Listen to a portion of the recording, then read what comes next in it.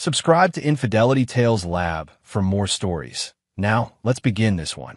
Chapter 1. The Call. Cameron Riley had always trusted his instincts. 15 years as a forensic accountant had taught him that numbers never lied. But people did, constantly, creatively, and often for the worst reasons imaginable.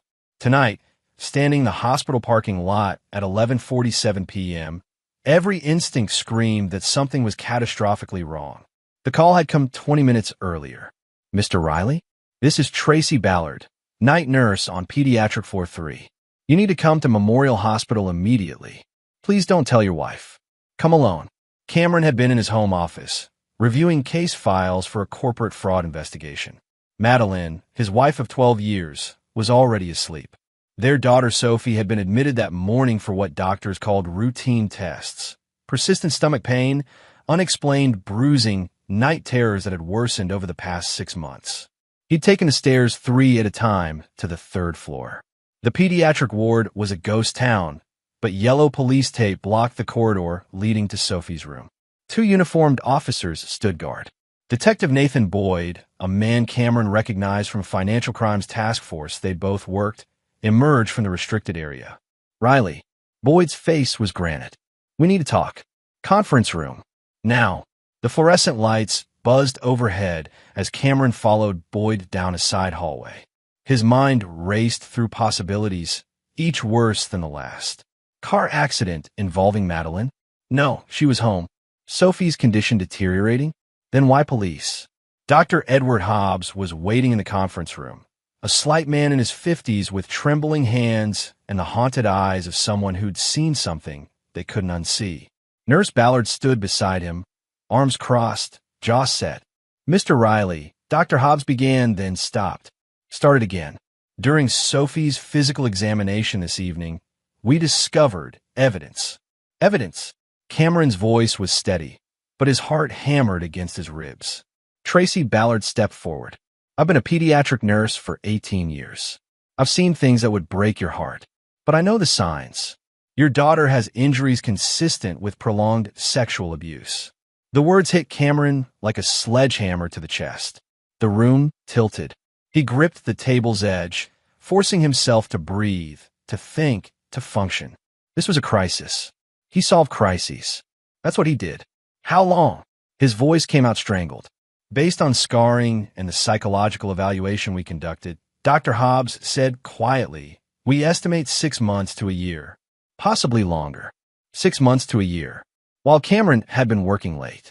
While Madeline had been taking Sophie to her parents' house every weekend. While they'd assumed the nightmares were just childhood anxiety. Detective Boyd opened a folder. "Mr. Riley, I need to ask you some difficult questions. We have to eliminate you as a suspect before. Ask whatever you need." Cameron's mind was already 3 steps ahead. "I want a polygraph. Blood test. Whatever proves it wasn't me. Then I want to know what you need from me to find who did this." Boyd studied him for a long moment, then nodded. "You travel for work?" "Frequently. I'm usually on site for corporate investigations 2 to 3 weeks a month. My wife Madeline keeps my travel schedule. She can provide documentation." "Where does Sophie spend most of her time when you're away?" "Home with Madeline, or my in-laws. Madeline's parents, Lowell and Geneva Chambers. They live about 20 minutes from us." Cameron paused. "Sophie's been spending more weekends there recently.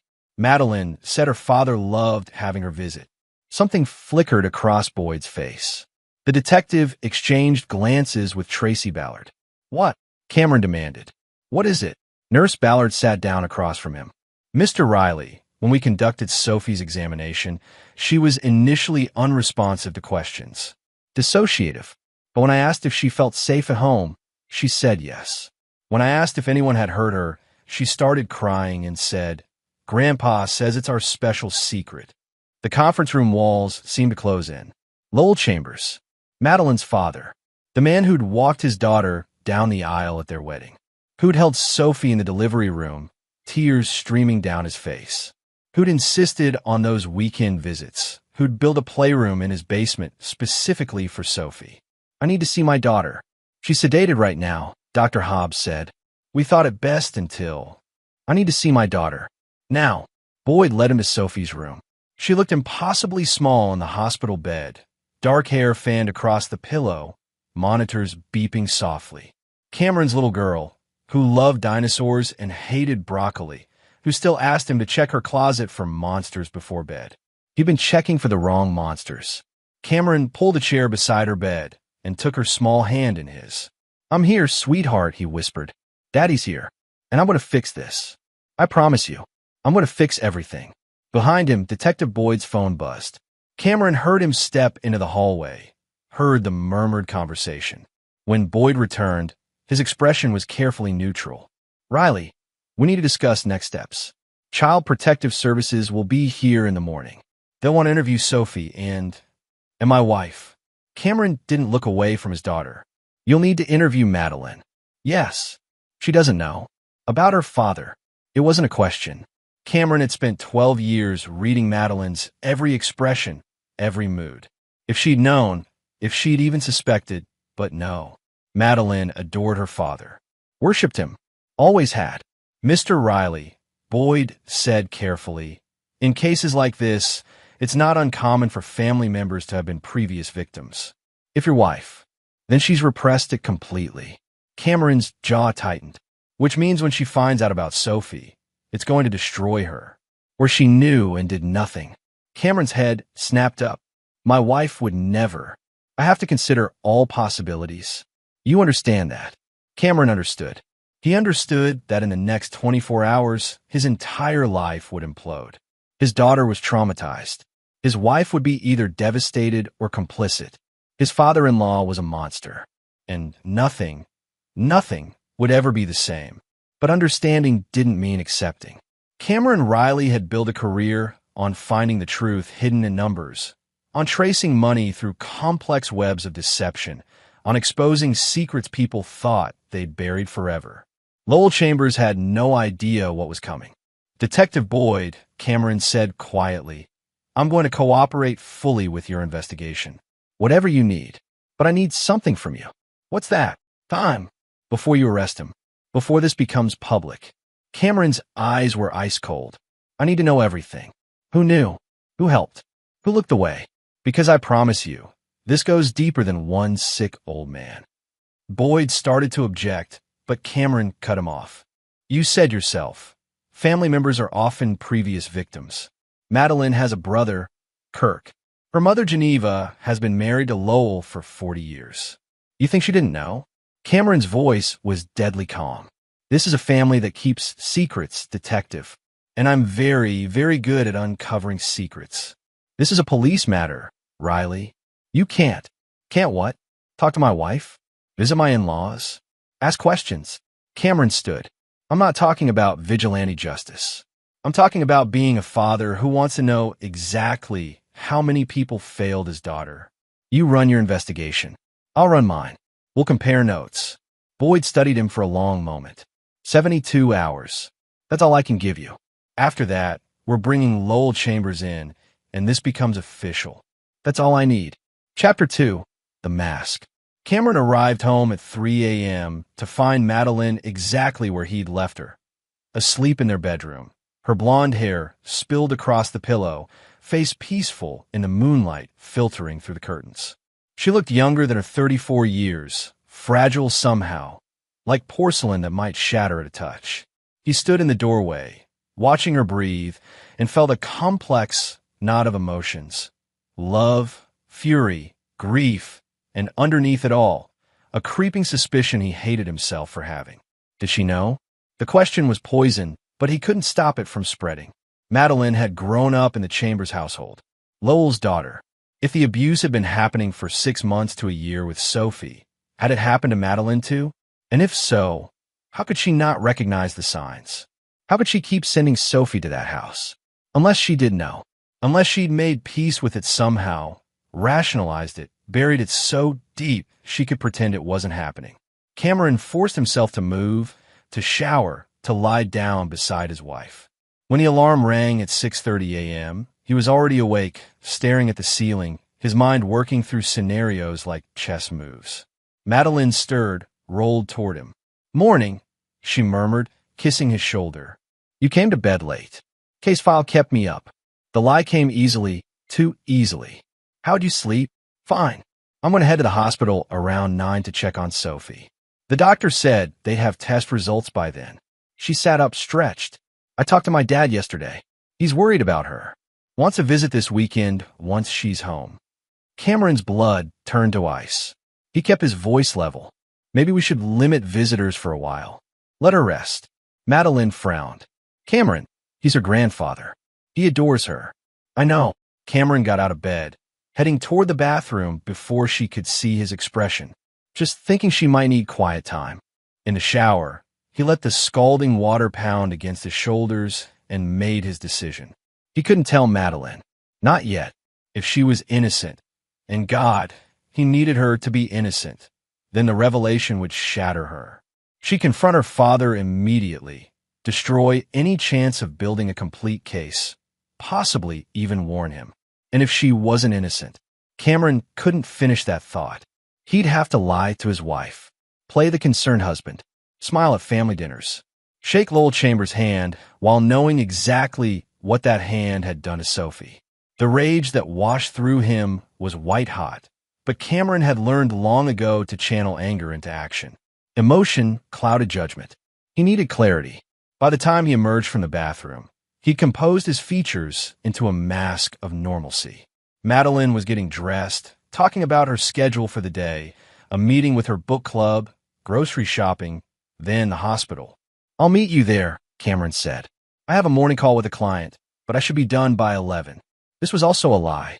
His morning would be spent very differently. After Madeline left, Cameron sat in his home office and opened his laptop. 15 years of investigative work had taught him how to dig. He started with public records. Lowell Chambers, age 68, retired insurance executive, married to Geneva Chambers for 41 years. 2 children, Madeline, age 34, and Kirk, age 37. No criminal record. No red flags. A pillar of the community, according to his LinkedIn profile. Board member at First Methodist Church. Volunteer youth baseball coach for 10 years. Youth baseball coach. Cameron's hands clenched. He forced himself to keep typing. He pulled up property records next. The Chambers house had been the family for 3 generations. Before that, Lowell had lived in a house on Maple Street, owned by his parents until their deaths in 1998. Cameron made a note to check that address later. Then he started with social media.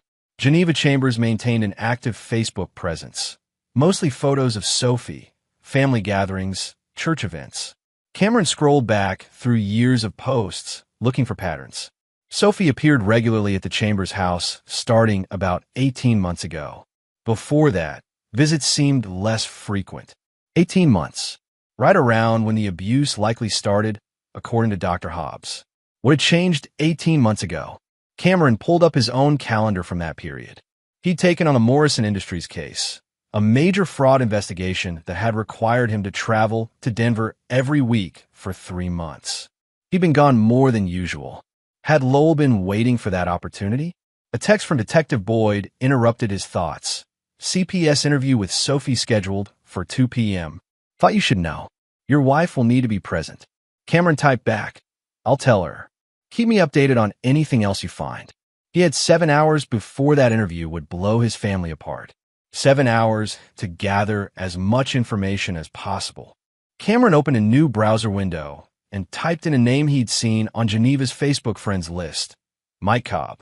Mike had gone to high school with Madeline and still lived in their hometown. He was also, according to his profile, a counselor at a youth community center. Cameron didn't believe in coincidences. He picked up his phone and dialed. Mike Cobb, this is Cameron Riley, Madeline's husband.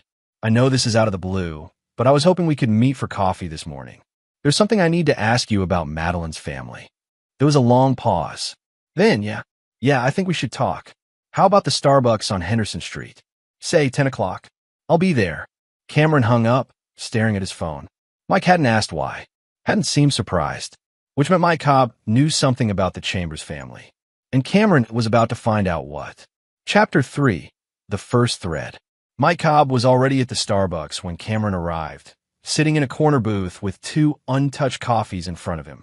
He was a broad-shouldered man in his late 30s, with the wary eyes of someone who'd seen too much of humanity's dark side. Cameron, Mike stood, shook his hand. I ordered you a black coffee. Hope that's okay. It's fine. Thanks for meeting me. They sat. Mike pushed one of the cups across the table, but didn't drink from his own.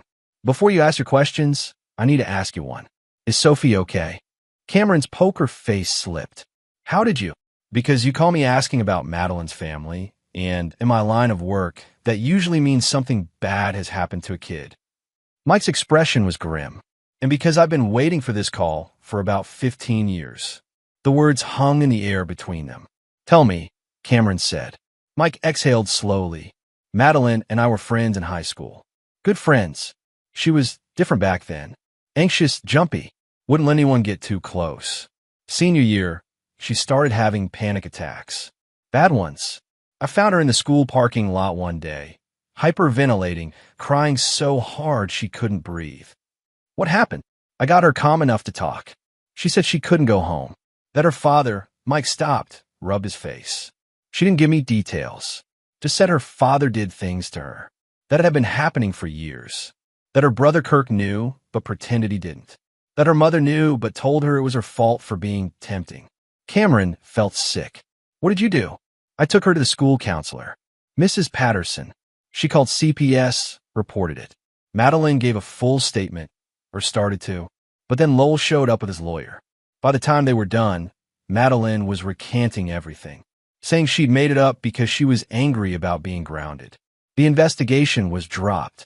Ow! Cameron's voice was hard. How does a full statement just disappear? Lowell Chambers is a very connected man. Has been for decades. The DA at the time, Oscar Finch, went to college with Lowell. The CPS investigator, Sarah Martinez, her husband worked at the insurance company Lowell ran. I was 17 years old and didn't understand how power worked.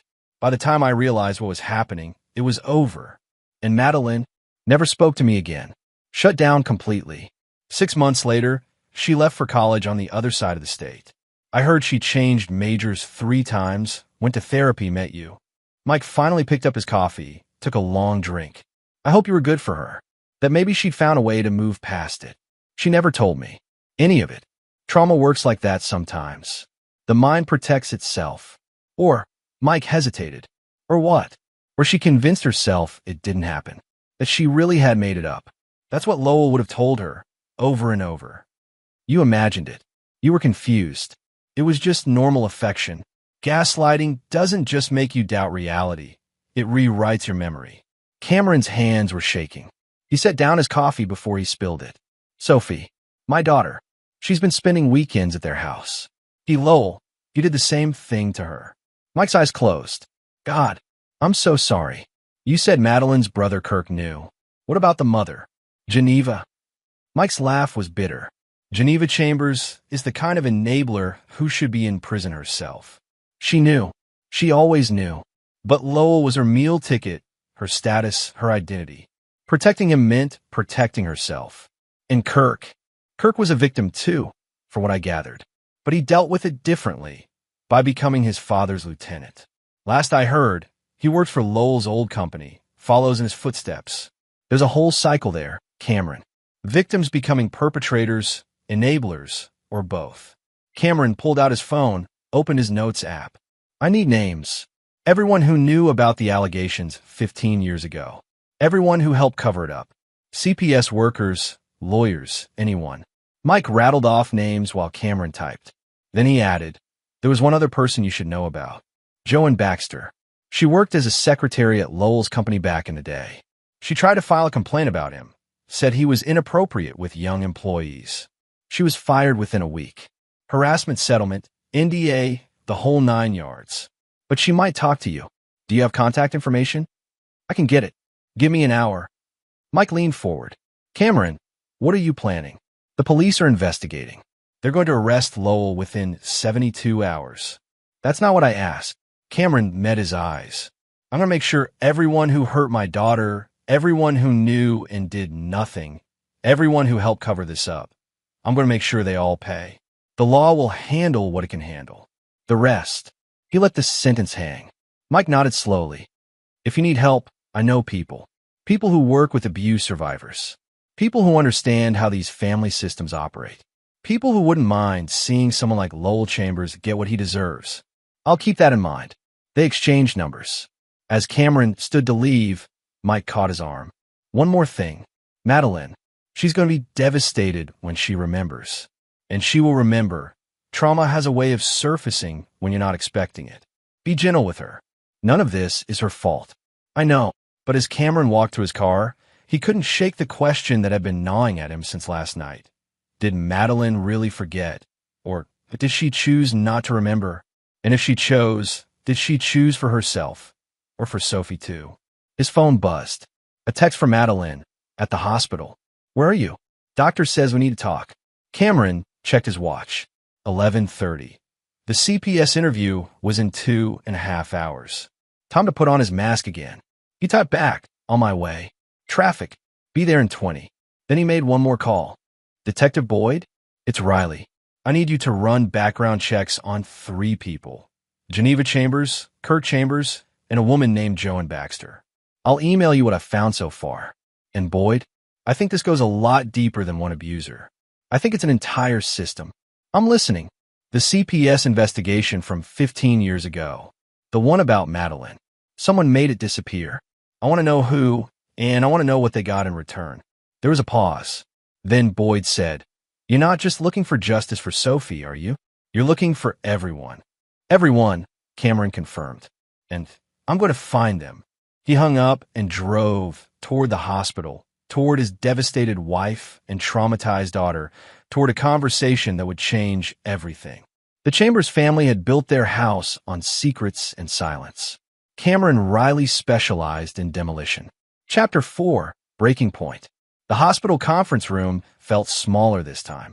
Cameron sat beside Madeline, their hands clasped together on the table, while Dr. Hobbs and a woman from CPS, a stern-faced professional named Rhonda West, sat across from them. Detective Boyd stood by the door, his expression unreadable. Madeline had been confused when Cameron arrived, wondering why police were present for test results. She'd assumed it was about medication, maybe something serious but treatable. The innocence in her eyes had broken something in Cameron's chest. Dr. Hobbs cleared his throat. Mrs. Riley, the tests we ran on Sophie weren't just for stomach pain. Based on some concerning signs, we conducted a more thorough examination. What signs? Madeline's voice was tight. What are you talking about? Rhonda West took over, her tone professional but not unkind. Mrs. Riley, your daughter has been the victim of sexual abuse. We found physical evidence, and Sophie has confirmed this in her interviews with us. The color drained from Madeline's face. No, that's impossible. Sophie is always with me, or with Cameron, or, she stopped. Turned to Cameron. Tell them it's a mistake. Cameron's throat felt like sandpaper. Maddie, when Sophie did talk to us, Rhonda West continued gently. She mentioned that the abuse occurred during visits to her grandfather's house. Madeline stood up so fast her chair toppled backward. You're lying. My father would never. He loves Sophie. He's not. You're wrong. You're all wrong. Mrs. Riley, please sit down. Dr. Hobbs started to stand, but Madeline was already backing toward the door. No, I need to call my father. He'll explain. He'll tell you this is all. She pulled out her phone with shaking hands. Cameron caught her wrist. Maddie, don't. Let go of me. She jerked away, and for a moment, Cameron saw something flicker in her eyes. Not just denial, but something deeper. Fear. Recognition. A door opening onto memories she'd locked away. Then it was gone, and she was dialing. Madeline. Cameron's voice was sharp enough to make her freeze. Look at me. Please. She did. Tears streamed down her face. I know this is impossible to hear, he said quietly. I know you can't believe it. But Sophie needs us right now. Both of us. Present and focused. Can you do that? Madeline's hand holding the phone trembled. He didn't. He couldn't have. Not my dad. Then we'll figure out the truth together. But first, we need to hear everything. Okay. After a long moment, Madeline nodded and sat back down. The phone clattered onto the table. Rhonda West continued the briefing. Sophie had disclosed repeated abuse over approximately 9 months. It had started with inappropriate touching, escalated gradually. Lowell had used manipulation, telling Sophie it was their special game, that she was a special girl, that mommy and daddy wouldn't understand. Classic grooming behavior. With each detail, Madeline seemed to shrink into herself. Cameron watched her carefully, saw the exact moment something cracked. Her breathing changed. Her eyes went distant. Mrs. Riley? Rhonda West leaned forward. Are you all right? The basement, Madeline whispered. He has a playroom in the basement. For Sophie. He built it last year. Her voice was hollow, mechanical. It has a lock. On the outside. Cameron's blood ran cold. Maddie, he said it was to keep her safe when he was upstairs, so she couldn't wander around and get hurt. Madeline's hands were in her lap, twisting together. He had the same playroom when I was little. Same lock. He said the same thing. The room went silent. Detective Boyd moved closer. Mrs. Riley, are you saying? I don't remember. The words came out fast, panicked. I don't. There are gaps. Times I can't recall. My mother said I had an overactive imagination, that I confused dreams with reality, that I made up stories for attention. She looked up at Cameron, and her eyes were the eyes of a terrified child. But there's this feeling I get when I'm in their house, like I can't breathe, like the walls are closing in. I thought it was just anxiety. I thought. She broke off, pressing her hands to her mouth. Cameron moved to her side, pulling her against his chest as she started to shake. Over her head, he met Detective Boyd's gaze. Boyd nodded slightly. They both knew what this meant. Madeline wasn't complicit. She was another victim, one who'd buried the trauma so deep she'd convinced herself it never happened. And in doing so, she'd unconsciously delivered her own daughter to the same monster. I need to see Sophie, Madeline said suddenly, pulling away from Cameron. Right now. I need to tell her I'm sorry. I need to. Mrs. Riley, Rhonda West interrupted. Sophie is very fragile right now. Dr. Hobbs believes she may benefit from seeing you, but needs to be carefully managed. We can't have an emotional. She's my daughter. Madeline's voice cracked. Please let me see her. Dr. Hobbs and Rhonda West exchanged glances. Finally, the doctor nodded. 5 minutes. But if Sophie shows any distress, you'll need to leave immediately. They led Madeline down the hall. Cameron started to follow, but Boyd caught his arm. Riley, we need to talk. Now. They stepped into an empty patient room. Boyd pulled out his phone, showed Cameron a series of photos, documents, financial records, property deeds. I've been digging while you were in that meeting, Boyd said. Your father-in-law? He's not just some sick old man. He's organized, methodical. That house has been in his family for 3 generations, and I'm finding reports, archived, mostly buried, of complaints going back to his father's era. Cameron's jaw clenched. How many? 6 different allegations over 40 years. Different children, different circumstances, but always the same pattern. Allegations made, investigations started, then mysteriously dropped. Money changes hands. Witnesses recant. Evidence disappears. Who helped him? That's the question, isn't it? Boyd swiped to another image, a network diagram he'd been building.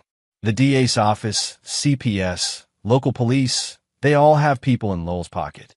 It's like a spider web. Touch one strand, and they all protect each other. Then we cut the whole web. Boyd studied him. This morning, you said you needed 72 hours. I'm thinking you've already got a plan. I do, but it requires Lowell thinking he's safe. Thinking this is just another problem he can make disappear like all the others. Cameron pulled out his own phone, showed Boyd his notes from the meeting with Mike Cobb. Madeline tried to report him in high school. It went nowhere because he had protection. I want to know exactly who provided that protection and what leverage he used. You're thinking blackmail? I'm thinking a man who's been getting away with this for 40 years has dirt on everyone who matters. Files, recordings, something. And I want to find it before we bring him in. Boyd's phone buzzed. He checked it, frowned. Speaking of which, Lowell Chambers just called his lawyer. Elias McGraw, one of the best defense attorneys in the state. He's already making noise about harassment, wrongful investigation, protecting his client's rights. He doesn't know about Sophie yet. No, but he will. Madeline's going to call her family. Actually, Cameron said slowly, she's not. Boyd raised an eyebrow. Cameron texted Madeline, don't call your parents yet. Please. I'll explain everything, but trust me for now. A moment later, his phone rang. Madeline. Cameron, I need to talk to my mother. She needs to know. Maddie, listen to me. If Geneva knows we're on a Lowell, what do you think happens? Silence. Then, she'll protect him. Like she always does. Yes. And evidence will disappear. Witnesses will change their stories. Just like last time. Cameron softened his voice. I need you to trust me. Give me 48 hours. Don't contact your family. Don't tell anyone what we know. Can you do that? Another long pause. What are you planning? To make sure he can't hurt anyone ever again. Not Sophie. Not you, not anyone. Cameron, do you trust me? Yes. The answer came without hesitation. Yes, I trust you. Then let me handle this my way. Stay with Sophie. Be her mother. Let me be the one who goes to war. He hung up and turned back to Boyd. We got our window. Lowell thinks he's safe because he's always been safe. Let's use that against him. Chapter 5. The Architect's Trap. At 6 p.m., Cameron sat in his home office, surrounded by 3 monitors, 2 burner phones, and enough coffee to fuel a small army. He'd sent Madeline back to the hospital to stay with Sophie overnight, partly for Sophie's comfort, partly because he needed to work without explaining every detail. The first call was to Joan Baxter, whose number Mike Cobb had provided. Ms. Baxter? My name is Cameron Riley. I'm calling about Lowell Chambers. A sharp intake of breath on the other end. I signed an NDA. I can't. Your NDA is void if we can prove it was used to cover up criminal activity. And I can prove exactly that. Cameron kept his voice steady. But I'm not calling to violate your agreement. I'm calling to offer you the chance to help put Lowell Chambers in prison for the rest of his life. Silence. Then what do you need? Everything you remember. Names, dates, anyone else who filed complaints. And most importantly, do you know if Lowell kept files on the people who helped him? Of course he did. Joanne's laugh was bitter. That's how he stayed protected. He had dirt on everyone. The DA, his boss at the company, the CPS director. I overheard him on the phone once, talking about insurance. Said he had records in a safe deposit box at First National Bank, account number 847-2219. I wrote it down at the time because I thought I might need it someday. Cameron scribbled the information. Did you ever see what was in it? No, but I heard enough to know it was bad. Photos of a DA with prostitutes. Financial records showing embezzlement by the company VP. Medical records he shouldn't have had. Lowell was a collector, Mr. Riley. He collected secrets like some people collect stamps. And he used them every single time someone got close to exposing him. Cameron thanked her and hung up. The safe deposit box was leverage, but he'd need legal authority to access it, which meant either a warrant, unlikely without already having concrete evidence, or finding another way in. His phone buzzed. A text from Detective Boyd. Found the old CPS investigator for Madeline's case. Sarah Martinez. She's willing to talk. Meeting her at 8 p.m. Want to join? Cameron replied. Send me the address. He had 90 minutes. Time to make another call. Kirk Chambers answered on the 3rd ring. Hello. Kirk, it's Cameron. Cameron Riley. Oh, hey. Haven't heard from you in a while. Everything okay? Cameron forced a pleasant tone. Yeah. Actually, I wanted to pick your brain about something. You're in insurance now, right? Like your dad was. Sure am. Following in the old man's footsteps. Kirk sounded proud. Why? You looking for a better policy? Actually, I'm working on a case, corporate fraud investigation. There's an insurance angle I can't quite figure out. Would you have time to meet tomorrow? Maybe we could grab lunch and I could ask some questions. Absolutely. I'm always happy to help family. How about that steakhouse on 5th Street? Say noon. Perfect. Thanks, Kirk. Cameron hung up and allowed himself a cold smile. Kirk had no idea he'd just walked into a trap. The meeting would serve 2 purposes. Keep Kirk away from Lowell during a critical window, and give Cameron a chance to read the man face to face, to see if Kirk was just another victim who'd chosen the wrong path or a willing accomplice. Either way, Kirk's usefulness will be determined by what Cameron learned tonight from Sarah Martinez. The diner where Boyd had arranged the meeting was nearly empty. Sarah Martinez sat in a corner booth, a woman in her 50s with tired eyes and the slumped shoulders of someone carrying years of regret. Mr. Riley. She didn't extend her hand. Detective Boyd explained the situation. I'm sorry about your daughter. Cameron slid into the booth across from her. Tell me about Madeline's case. Sarah wrapped both hands around her coffee cup. I was fresh at CPS, idealistic, thought I could make a difference. When Madeline Chambers came forward with allegations against her father, I believed her. Everything she described, the pattern, the grooming, the way her family dismissed her concerns, it was textbook. I documented everything, built what I thought was an airtight case. What happened? Lowell Chambers happened. Sarah's voice hardened. He showed up with his lawyer, Elias McGraw, same one he's using now, and within 24 hours, everything fell apart. My supervisor, Director Aaron Miner, called me into his office, said the case was being reassessed, that Madeline had a history of lying, that her school counselor said she was prone to exaggeration, none of which was true. None of it. But Director Miner had somehow obtained school records that had been altered to support that narrative. Medical records showing Madeline had been treated for attention-seeking behavior. A statement from Geneva Chambers saying Madeline was angry about being punished and was retaliating against her father. Boyd leaned forward. Who altered the records? I don't know, but I know they were fake because I'd already reviewed the originals. Someone with access to school and medical databases changed them overnight. Cameron's mind raced. That takes serious resources, computer expertise, inside access, or money, Sarah said flatly. Enough money to pay someone with those skills. Did Director Miner benefit financially? Sarah pulled out her phone, showed them photos of documents. 6 months after Madeline's case was closed, Aaron Miner bought a vacation home in Florida. Cash purchase. $380,000. I checked his salary records. There's no way he could afford that on what CPS paid. Cameron photographed the images. Do you still work for CPS? I left 5 years ago. Couldn't stomach it anymore. Watching kids slip through the cracks because someone had enough money or power to make cases disappear. Sarah looked directly at Cameron. If you're planning to go after Lowell Chambers, really go after him, you need to understand what you're up against. He's not just one abuser. He's the center of a network. The DA, the police chief, the head of CPS, at least 2 family court judges. They've all benefited from looking the other way. Then we don't go after just him, Cameron said quietly. We go after all of them. Boyd's phone rang. He stepped away to answer it, came back looking grim. That was the lab. DNA results from Sophie's examination are back. Conclusive match to Lowell Chambers. Sarah closed her eyes. Dear God, we need to move now, Boyd said to Cameron. With physical evidence, I can get a warrant for his arrest by morning. No, Cameron stood. Not yet. If we arrest him now, he makes one phone call and everyone in his network activates. Evidence disappears. Witnesses vanish.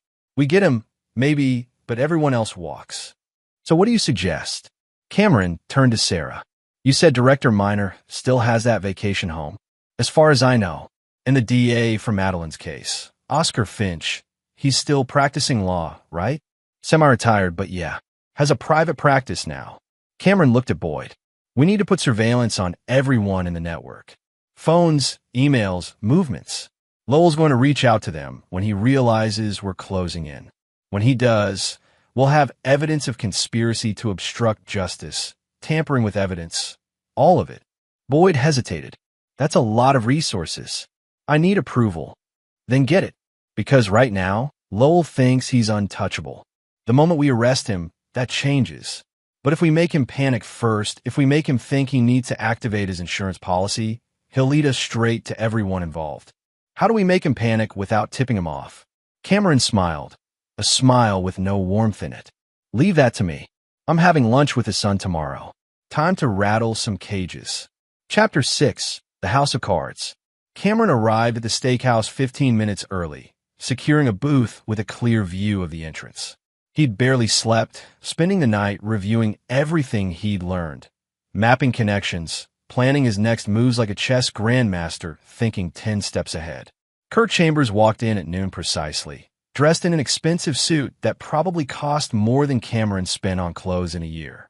He had his father's build, tall, broad-shouldered, but there was a softness to him that Lowell lacked. A weakness. Cameron. Kirk's handshake was firm, his smile genuine. Thanks for meeting me. How's Madeline? And Sophie? They're good. The lie came easily now. Sophie's still in the hospital, but the doctors are optimistic. Oh, I didn't realize she was hospitalized. Madeline didn't mention. It's just precautionary. You know how these things go. Cameron opened his menu. How's work treating you? They made small talk through ordering, through the arrival of drinks. Cameron waited until their food came before shifting gears. Kirk, can I ask you something personal? Sure, shoot. Growing up with your father, was he strict? Kirk's expression flickered. Strict? Yeah, I guess. Dad had high expectations. Wanted us to be successful, make the family proud. Why do you ask?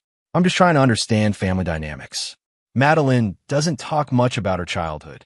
Madeline's relationship with Dad has always been complicated. Kirk cut into his steak with more force than necessary.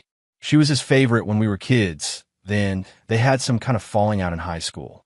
She wouldn't tell me what happened, just left for college and barely came home after that. It hurt Dad, honestly. He always said he didn't understand what he'd done wrong. Cameron watched Kirk's face carefully. The man believed what he was saying, or had convinced himself to believe it. And you? You two were close. Dad and me? Kirk shrugged. He was harder on me. Said boys needed discipline, that he was preparing me for the real world. Looking back, I think he was just old-fashioned. You know how that generation is. Discipline how? Oh, the usual. Chores, early curfews, consequences for bad grades. He never hit us or anything like that. Kirk paused. Well, not me. Madeline might have been different. Girls got different rules. Cameron's grip on his fork tightened. Different how? Just, Dad was more protective of her. Wanted to know where she was, who she was with. Made her spend time with him on weekends, even when she wanted to be with friends. Mom used to say it was because Madeline reminded him of his mother, who died when he was young. That he was just trying to preserve that connection. Or control it, Cameron thought. Aloud, he said, Kirk, I need to tell you something. And I need you to hear me out before you react. Kirk set down his fork. Okay. Sophie's tests to the hospital. They weren't for stomach pain. They found evidence of sexual abuse. Cameron paused, letting it sink in. The DNA matches your father. Kirk's face went through a series of expressions. Confusion, disbelief, anger. That's insane. Dad would never. You're saying this because of whatever happened with Madeline in high school. But that was all a misunderstanding. She admitted she made it up. She didn't make it up. She was forced to recant. Cameron pulled out his phone, showed Kirk the documents Sarah Martinez had provided. This is the original CPS report. Before it was altered, Kirk stared at the screen, his face draining of color. This can't be real. It is. And I need to know, did you know? Did you ever suspect? No. Kirk pushed back from the table, stood up. You're lying. You're trying to what? Frame him? Destroy the family? I don't know what kind of game you're playing. Kirk, sit down. Cameron's voice was steel. You want to walk out of here? Fine. But then you're an accomplice. Because if you knew and did nothing, that makes you complicit. But if you genuinely didn't know, if you were another one of his victims in a different way, then you have a choice right now.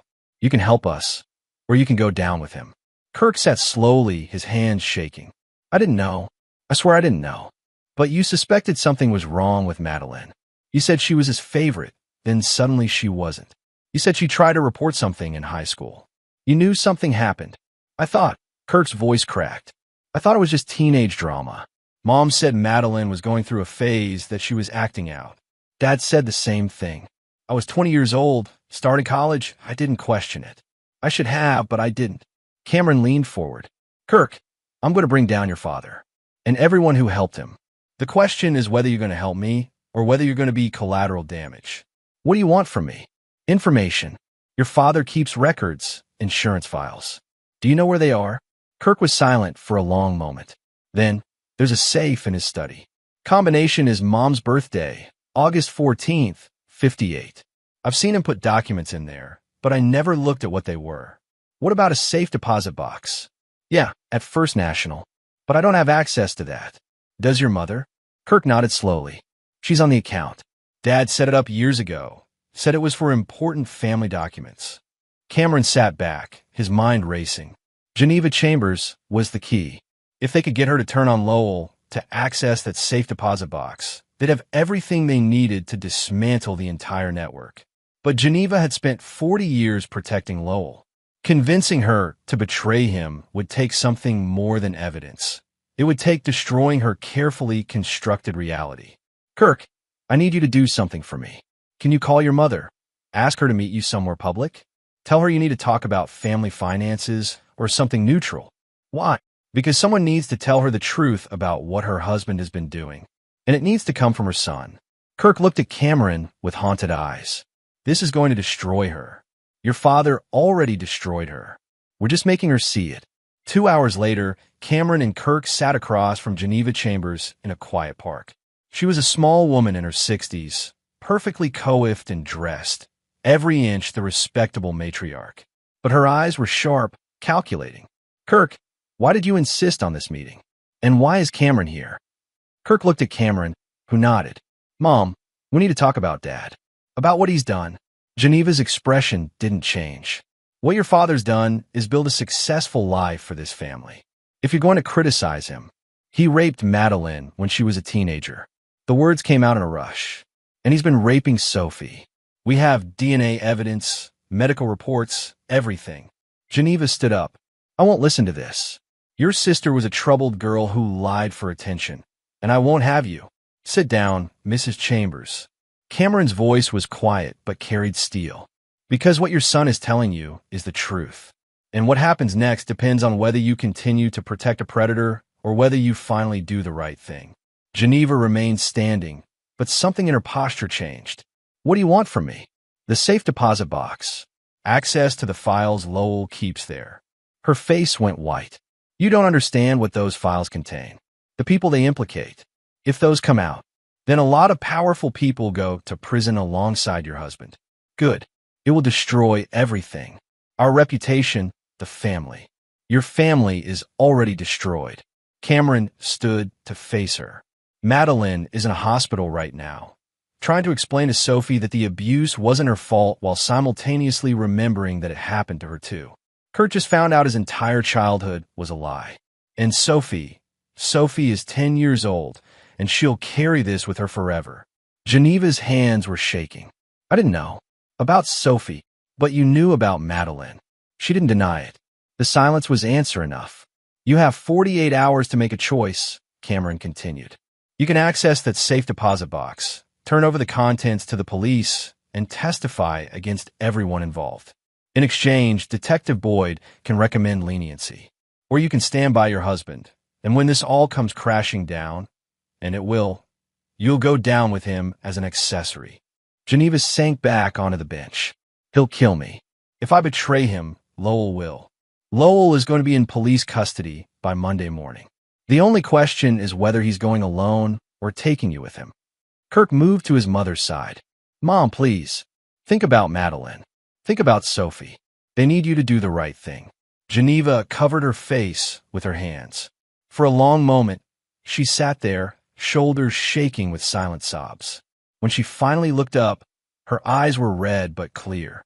I'll need protection. Witness protection, or something like it. I'll arrange it, Cameron said. And I want immunity. Full immunity. I'll talk to the DA. Geneva pulled a key from her purse. This is for the safe deposit box. Account 847-2219 at First National Bank. There are 3 boxes under that account number. Box A has financial records. Box B has medical files, photographs, recordings. Box C has... She stopped, swallowed hard. Box C has videos. Of children, including Madeline. Cameron felt his stomach turn. Beside him, Kirk made a strangled sound. How long have you known this existed? Cameron asked. 30 years. Geneva's voice was barely a whisper. I found a first box a few months after we married. He caught me looking, told me if I ever left him, if I ever spoke about it, he'd release everything and claim I was involved. that I'd go to prison too. So I stayed. And I pretended. And I convinced myself it was the only way to protect our children. You didn't protect them. You fed them to him. Geneva flinched as if struck. I know. God help me, I know. Cameron took the key. Tomorrow morning, 9 a.m., you'll meet Detective Boyd at the bank. You'll access all 3 boxes and turn everything over. Then you'll give a full statement about everyone Lowell paid off, everyone who helped him, everything you know. And then you'll have to live with what you've done. Every single day for the rest of your life. Geneva nodded, tears streaming down her face. Kirk put his arm around her, looking years older than he had that morning. Cameron walked away, the key burning a hole in his pocket. Tomorrow, the house of cards would collapse. But tonight, he had one more visit to make. It was time to look Lowell Chambers in the eye. Chapter 7. Face to Face. Cameron arrived at the Chambers house at 7 p.m. after calling ahead to make sure Lowell was home. The house looked exactly as it always had, a pristine colonial with manicured lawns, flower boxes in the windows, the picture of suburban respectability. Evil didn't always look like a monster. Sometimes it looked like a nice house in a good neighborhood. Lowell answered the door himself, smiling warmly. Cameron, what a pleasant surprise. Come in, come in. Is everything all right? Geneva said Kirk called some kind of family meeting earlier. Cameron stepped inside, his hands in his pockets to keep them from forming fists. We need to talk. Alone. Of course. Geneva's at her book club anyway. Let's go to my study. Lowell led the way down the hall, past family photos on the walls. Madeline and Kirk at various ages, smiling obediently at the camera. Sophie's picture had a place of honor on a side table. The study was exactly what Cameron expected. Leather chairs, mahogany desk, walls lined with books and awards. Lowell settled into his chair behind the desk, gesturing for Cameron to sit. Cameron remained standing. I'll make this simple, Cameron said. I know what you did to Sophie. I know what you did to Madeline. I know about the safe deposit boxes, the payoffs, the network of people you've corrupted to protect yourself. And I know it all ends tomorrow. Lowell's expression didn't change for a long moment. Then he smiled, a cold, calculated smile that held no warmth. I see. And you came here to, what? Threaten me? How very dramatic. I came here to look you in the eye, to see if there's any shred of humanity left in you. Humanity. Lowell leaned back in his chair, steepling his fingers. That's an interesting word, coming from you. Tell me, Cameron, do you know what your biggest weakness is? I wasn't aware we were having that kind of conversation. Your weakness is that you see the world in black and white, good and evil, victims and villains. It makes you predictable. Lowell stood, walked to the window. You think you're the first person to threaten me? To claim they'll expose everything? I've been handling people like you for 40 years. Not like me. Lowell turned. No, let me tell you what's going to happen. You'll go to the police with your so-called evidence. My lawyer will tear it apart. Sophie's testimony? The traumatized words of a confused child who loves her grandfather and is being manipulated by her father. Madeline's recovered memories? Notoriously unreliable, especially when she already recanted once as a teenager. Your wife has a history of mental instability. I have the medical records to prove it. Those records are fake. Can you prove that in court? Beyond a reasonable doubt. Lowell's smile widened. I've been building defenses for decades, Cameron. Every possible attack, every angle, I've planned for it. The people who could testify against me, they're all complicit themselves. They'll never risk their own necks. Geneva is turning over the safe deposit boxes tomorrow. For the first time, something flickered in Lowell's eyes. Surprise, quickly masked. Geneva would never betray me. She already has. Kirk, too. Your entire family is done protecting you. Then they'll go down with me. Those boxes implicate Geneva. She knew everything, helped facilitate everything. Kirk, too, whether he admits it or not. You think you're saving your family? You're destroying them. Cameron stepped closer. Here's what you don't understand, Lowell. I don't care about you. You're already finished. What I care about is making sure everyone like you, everyone who helped you, everyone who looked away, they all face consequences. And unlike you, I don't make threats. I deliver results. Big words from a man who's about to lose everything. Lowell walked back to his desk, opened a drawer. Cameron tensed, but Lowell only pulled out a file folder. Do you know what this is? It's a dossier on you. Your finances, your work history, your marriage. Did you know your wife has been seeing a therapist for the past 2 years? Depression, anxiety, trauma responses she couldn't explain. The therapist's notes are quite detailed. Those are protected by doctor-patient privilege. Nothing is truly protected if you know the right people to ask. Lowell tossed the file on the desk. I could destroy your career with a few phone calls. Plant evidence of financial impropriety. Have you investigated for fraud? Your precious moral high ground won't matter when you're fighting to stay out of prison yourself. Cameron picked up the file, flipped through it. Then he smiled, a genuine smile that made Lowell's expression falter. You're bluffing. You've already played this card too many times. The people you've bought, the favors you've called in, they're all documented in those safe deposit boxes, which means they're all about to be exposed. Nobody's going to risk helping you now. Your network is done. You can't. Already did.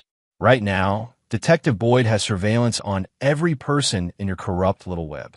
The DA, the CPS director, the judges, the lawyers, everyone. The moment you make a call, the moment you try to activate your insurance policy, you prove conspiracy. You prove obstruction of justice. You prove everything we need to put all of you away for the rest of your lives. Lowell's hands clenched on the desk. You're making a mistake. No, you made the mistake. You hurt my daughter. You hurt my wife. And you thought you'd get away with it because you always have. Cameron leaned over the desk, his voice dropping to barely above a whisper. But I'm not the police. I'm not CPS. I'm not someone you can buy or threaten. I'm a father, and I'm going to watch you burn. Get out of my house. Gladly. Enjoy your last night of freedom, Lowell, because tomorrow morning it all ends. Cameron walked out, leaving Lowell standing in his study, surrounded by his awards and his secrets and his crumbling kingdom. Outside, Cameron sat in his car for a moment, hands shaking with adrenaline and rage. His phone buzzed. Detective Boyd. Lowell just made 7 phone calls in 3 minutes. We're recording everything. This is it. Cameron typed back. Good. I'll see you at the bank tomorrow morning. Bring backup. Lots of backup. Then he called Madeline. She answered on the first ring. Cameron? Are you okay? I'm fine. I just had a conversation with your father. You what? Cameron? That was dangerous. He could have. He didn't. And tomorrow, this is all over. How's Sophie? Sleeping. She asked about you. Madeline's voice softened. She wants her daddy. I'll be there in 20 minutes. We're going to get through this, Maddie. All of us. Together. I know. Because you won't let us fall. Cameron closed his eyes, feeling the weight of those words. The trust. The faith. The responsibility. Never, he promised. I will never let you fall. Chapter 8. The Collapse. The next morning, Cameron stood outside First National Bank with Detective Boyd for uniformed officers and 2 FBI agents Boyd had pulled in. At 9 a.m. exactly, Geneva Chambers arrived, looking like she'd aged 10 years overnight. Are you ready? Cameron asked. Geneva nodded mutely and walked into the bank. The manager, a nervous man named Billy Camp, had been briefed on the situation and led them to the vault. Geneva's hands shook as she used the key to access box 847-2219A. The box was full of financial documents, ledgers showing payments to dozens of people over the years. CPS Director Aaron Miner, $50,000 deposited 6 months after Madeline's case was closed. DA Oscar Finch, $75,000, along with photos of him with a prostitute at a hotel. Judge Merle Vance, $100,000 and records of prescription drug use obtained illegally. The list went on. 37 people, all told, who'd taken money or favors from Lowell Chambers in exchange for making problems disappear. Box B contained what Geneva had described. Medical files, photographs, recordings. Evidence of abuse going back 40 years, including files on Madeline, on Sophie, on at least a dozen other children whose names Cameron didn't recognize. One of the FBI agents had to step outside. He came back pale and shaking. Boxy was worse. Much worse. Geneva refused to even look as the FBI agents cataloged the contents. Videos meticulously labeled and dated. Cameron saw Madeline's name and felt bile rise in his throat. "We have enough," Boyd said quietly. "More than enough." Cameron nodded. "Then let's finish this." The arrest happened at noon. 6 police cars descended on the Chambers house, sirens blazing. Lowell answered the door in his bathrobe, coffee in hand, and for just a moment, his mask slipped. Cameron saw raw fear in his eyes. "Lowell Chambers," Boyd said, "you're under arrest for multiple counts of child sexual abuse, possession of child pornography, obstruction of justice, and conspiracy to commit witness tampering." As they read him his rights and cuffed him, Lowell's eyes found Cameron in the crowd. "This isn't over," he hissed. "I have resources you can't imagine." "Had," Cameron corrected. "You had resources, but we seized all your accounts this morning. Froze every asset." "Your lawyer? Elias McGraw? He's being arrested right now for helping you obstruct justice. Your network is finished." Lowell's face contorted with rage. "You've destroyed everything." "No, you destroyed everything. I'm just making sure everyone knows it." They led Lowell away. Cameron watched the police car drive off, feeling nothing but cold satisfaction. Boyd approached him. "We're moving on the others now. Coordinated arrests across the city. By night, everyone in that ledger will be in custody." "What about Geneva?" "Her lawyer is negotiating a plea deal. Full cooperation in exchange for reduced charges. She'll do time, but not as much as she deserves." Boyd paused. "Kirk is cooperating too. He's devastated, but he's helping us identify other potential victims." Cameron nodded. "And Sophie?" "The DA is prioritizing her case. With the physical evidence and Lowell's own recordings, we don't even need her to testify. She won't have to relive it in court." Relief washed over Cameron. "Thank you. For everything. Thank you. Cases like this, they're why I became a cop. To protect kids. To stop monsters." Boyd extended his hand. "You're a good father, Riley. Your daughter is lucky to have you." Cameron shook his hand, then drove to the hospital. Madeline met him in the hallway, tears streaming down her face. "It's really over?" she asked. "It's over." She collapsed against him, sobbing. Cameron held her while she cried, while she raged, while she grieved for the childhood stolen from her and nearly stolen from their daughter. "I'm so sorry," she kept saying. "I should have remembered. I should have known. This isn't your fault. None of it is your fault. But I took her there. I let her go to that house. I practically handed her to him." "Maddie, stop." Cameron pulled back, looked her in the eyes. "He manipulated you. That's what abusers do. They make you doubt yourself, make you forget, make you complicit without your knowledge. But you're a victim, not a villain. And now you're a survivor. We both are. Our whole family is." Madeline wiped her eyes. "Sophie wants to see you." Cameron walked into Sophie's room. His daughter looked small in the hospital bed, but her eyes were clearer than they'd been in months. When she saw him, she smiled. "Daddy." Cameron sat beside her, took her hand. "Hey, sweetheart. How are you feeling?" "Better. The doctor said I can go home soon." She paused. "Mommy told me about Grandpa, that he's going to jail." "That's right. Good." Sophie's voice was firm, stronger than Cameron expected. "He hurt me, and the nurse said that's not allowed. That nobody's allowed to hurt kids." "That's exactly right. And Grandpa is going to be punished for what he did. He can never hurt you again. Or anyone else. Or anyone else." Sophie nodded, satisfied. Then she looked up at Cameron with those big, trusting eyes. "Daddy, when we go home, can we maybe not go to Grandpa's house anymore?" Cameron felt his heart break and mend simultaneously. "We're never going back to that house, sweetheart. I promise." "Okay." Sophie yawned. "I'm tired." "Then sleep. I'll be right here. You promise?" "I promise. I'm not going anywhere." Sophie closed her eyes, still holding his hand. Within minutes, she was asleep. Madeline stood in the doorway, watching. "She's going to be okay, isn't she?" "She's going to be better than okay," Cameron said. "Because she knows we believe her. She knows we protected her. And that's more than either of us had." Madeline came to sit beside him. "What happens now?" "Now?" Cameron looked at his sleeping daughter, his traumatized wife, his shattered family that was somehow still standing. "Now we heal. Together. And we make sure this never happens to anyone else." "How?" Cameron smiled. A real smile this time, warm and determined. I've been thinking about that. Sarah Martinez, the CPS investigator, she wants to start a nonprofit for abuse survivors. I'm going to help fund it. Mike Cobb wants to expand his counseling center. I'm going to help with that too. And I'm going to use my skills, my investigative skills, to help other families like ours find justice. That's going to take a lot of time. I have time. I'm cutting back my travel, taking only local cases for the next few years. My family comes first. Always. Madeline leaned her head on his shoulder. I love you, Cameron Riley. I love you too. Both of you. More than anything. They sat there in the quiet hospital room, two broken people holding each other together, while their daughter slept peacefully for the first time in months. Outside, the sun was setting. Tomorrow would bring new challenges, therapy, court dates, rebuilding trust.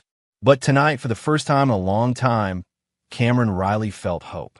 The monster was caged. The family was safe. And the future, however difficult, belonged to them again. Chapter 9. New Foundations. 6 months later, Cameron stood in the parking lot of the New Horizons Center for Childhood Trauma Recovery, watching volunteers paint the building's exterior. The center had opened 3 weeks ago, funded partially by Cameron's own savings and partially by seized assets from Lowell Chambers' estate. Madeline worked inside as a peer counselor, helping other survivors navigate their own healing journeys. It had been her idea, her way of transforming her pain into purpose. Cameron had never been prouder. His phone rang. Detective Boyd. Riley. Thought you'd want to know. The trial concluded this morning. Guilty on all counts. Cameron exhaled slowly. Sentencing, life without parole, plus another 60 years for the conspiracy charges. Boyd paused. Lowell tried to make a statement. Said he was a victim of circumstance, that everyone had misunderstood his relationship with the children. The judge shut him down, told him he'd heard enough lies. Good. The others are falling like dominoes, too. D.A. Finch got 15 years. Aaron Miner got 12. Judge Vance was disbarred and is facing 10 years. Even Elias McGraw is looking at 5 years for obstruction. In Geneva, 4 years, reduced from 20 because of her cooperation. Kirk got probation and mandatory therapy. He's been helping us identify other victims. There were 11 in total, spanning 3 decades. 11 children.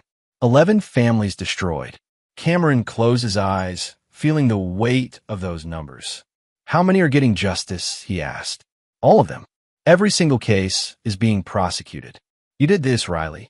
You brought down an entire network of corruption. We did it. All of us. After hanging up, Cameron walked inside the center. The lobby was bright and welcoming, designed to be the opposite of institutional. Mike Cobb was there, talking with a group of teenagers. Sarah Martinez ran the administrative side, ensuring every child who came through their doors received the support they needed. Cameron found Madeline in one of the therapy rooms, sitting across from a young woman who looked barely 18. When she saw him, Madeline wrapped up the session and came out. That was the 9th victim, she said quietly. She's been in therapy for years, but never connected her trauma to Lowell. When the news broke, everything clicked. How is she? Angry, scared, relieved, all of it. Madeline took Cameron's hand. But she's talking now.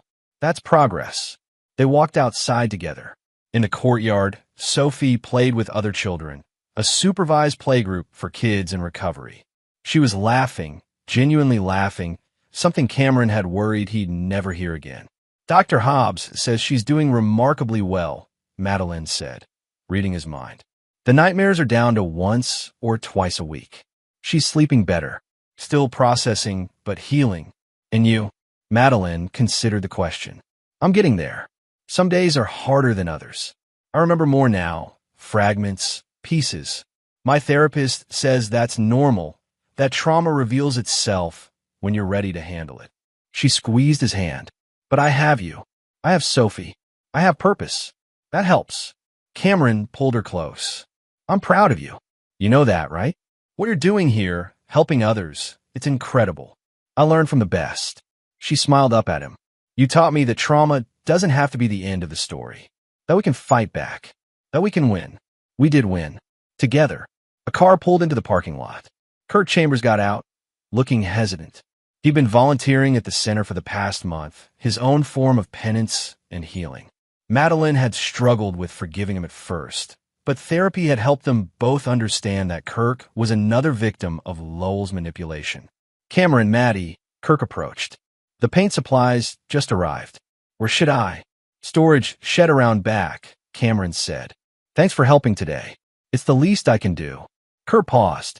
I talked to Mom this morning. Prison is hard on her. It should be, Madeline said, but not unkindly. What she did, what she didn't do, those were choices. I know. I'm not making excuses. Just, she asked about Sophie. If there was any chance. No. Cameron's voice was firm. Sophie knows her grandmother failed her. When she's older, if she wants contact, that'll be her decision. But not now. Kirk nodded. Understand. I'll tell her.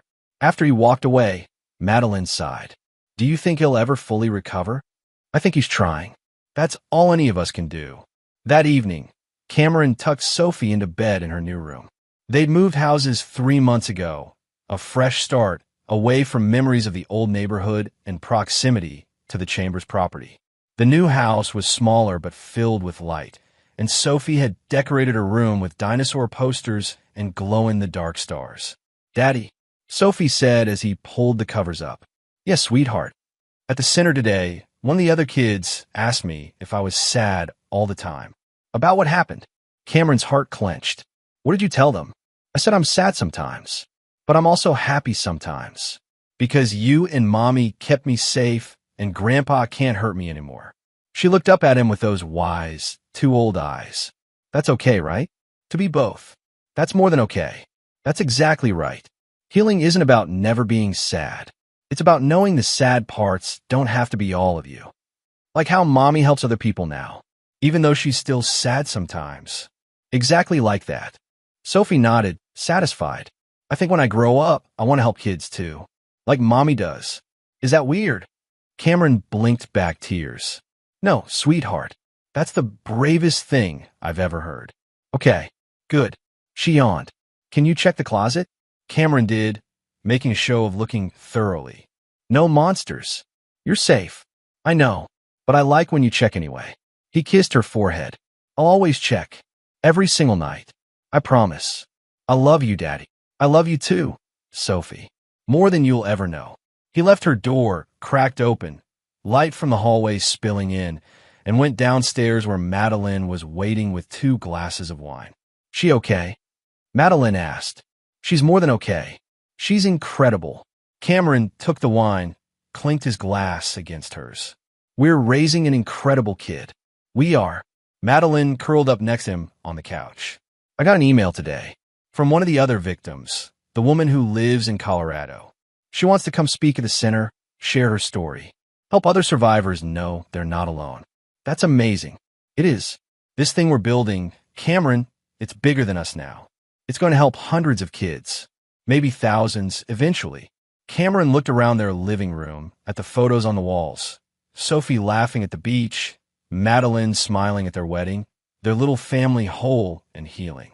6 months ago, he'd stood in a hospital conference room and learned his entire world had shattered. Today, he was watching it rebuild into something stronger. We did it, he said softly. We survived. We fought back. We won. We did. Madeline raised her glass. To survival.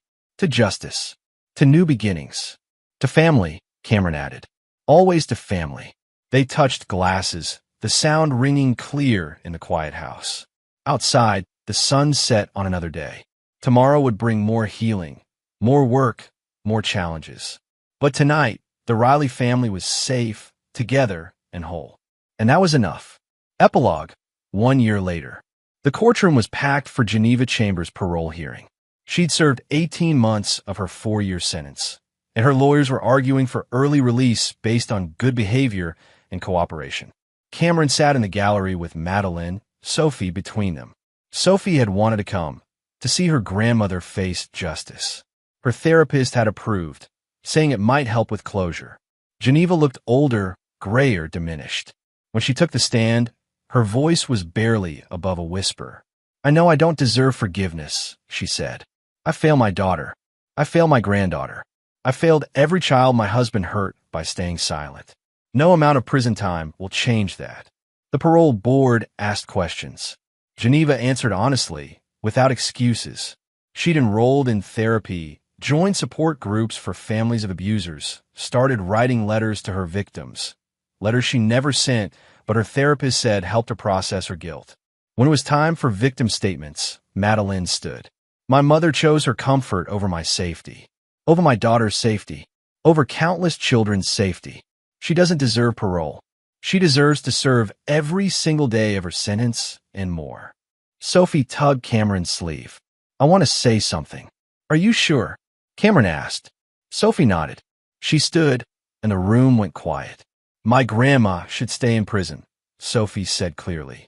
Not because I'm mad at her anymore. I am sometimes, but not right now.